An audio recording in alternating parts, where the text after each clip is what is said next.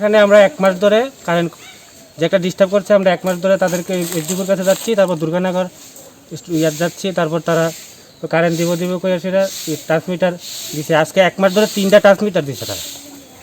3টার থেকে একটা তো ট্রান্সমিটার তারা লাগাই যায়, তারপর যাইতে যাইতে কারেন্ট জায়গা, আধা ঘন্টার ভিতরে কারেন্ট জায়গা।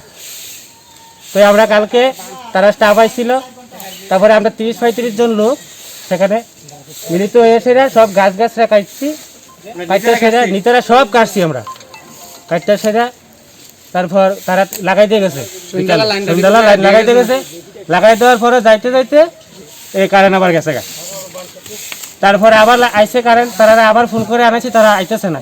এখানে স্টাফ আছে আমাদের দুর্গানগর অফিস আছে, তারা ফোন করলে তারা একটু আইতেছি কিন্তু তারা আসে না কালকে। তারপরে হ্যাঁ আজকে তাদেরকে ফোন করছি, তারা আইতেছে না। তারপর আমরা গিয়েছি সেখান থেকে আমরা নিজে বাইক দিয়ে গেছি, যাওয়ার পরে তাদেরকে গিয়ে আনছি, তারা আইতো না। তারপরে আমরা রিকোয়েস্ট করে সেটা তাদেরকে আনছি, আইনা সেটা তাদেরকে বয়ে রাখছি। এখন তাদেরকে আনছি, আইনার পরে আমরা তারা দেখতে সেটা কইছে যে এটা একদম বাজে ট্রান্সমিটার, এটা 2-3টার থেকে 2টাই বাদ গেছে গা, আর একটা আছে। তখন আমরা তাদেরকে আটকাইছি যে আমাদের আজকে নতুন ট্রান্সমিটার দিতে হবে, আর এইটুকু সেখানে এসে আমাদের নতুন ট্রান্সমিটার দেওয়া গেলে তাদেরকে ছাড়বো, নাহলে তাদেরকে আজকে ছাড়বো না। এই গ্রামটার নাম কি? উত্তর গাজারি।